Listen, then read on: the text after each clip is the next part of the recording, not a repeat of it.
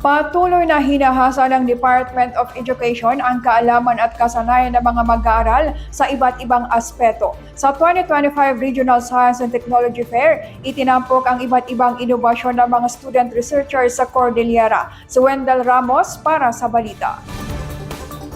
Binuksan ng Department of Education Cordillera ang 2025 Regional Science and Technology Fair o RSTF nitong ika-25 ng Nobyembre sa PFVR Multipurpose Gym. Sa temang Harnessing the Unknown, Powering the Future Through Science and Innovation, layunin ng fair na mag-organisa ng kompetisyon upang maipamalas ang galing ng mga mag-aaral at pag-igtingin ang kanilang kaalaman sa siyensya at matematika.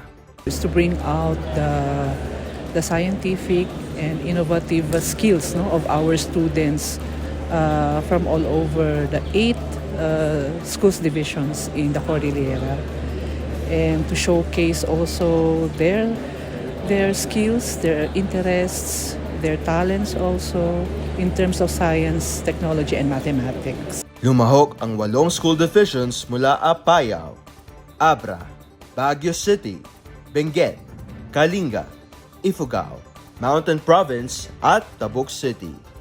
5 ang kategorya ng kompetisyon kabilang na ang poster making, to class life science and physical science, robotics and intelligent machines, STEM Innovation Expo, at mathematical investigation.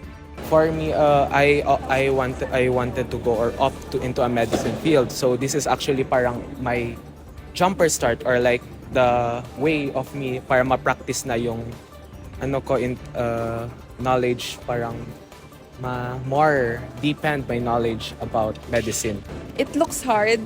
I mean, it is hard, pero if you have the determination and perseverance as a researcher, you'll be able to succeed kahit na ilang sleepless nights pa yan. Nagtapos ang 2025 RSTF nitong November 26, kung saan kinilala ang mga may pinakamahusay na inobasyon at research entries. Ang nasabing aktibidad ay isa rin sa mga mahalagang hakbang sa pagkamit ng mga estudyante ng kanilang mga hangarin sa hinaharap, partikular sa larangan ng siyensya at teknolohiya. Wendell Ramos para sa PIA News, Cordillera.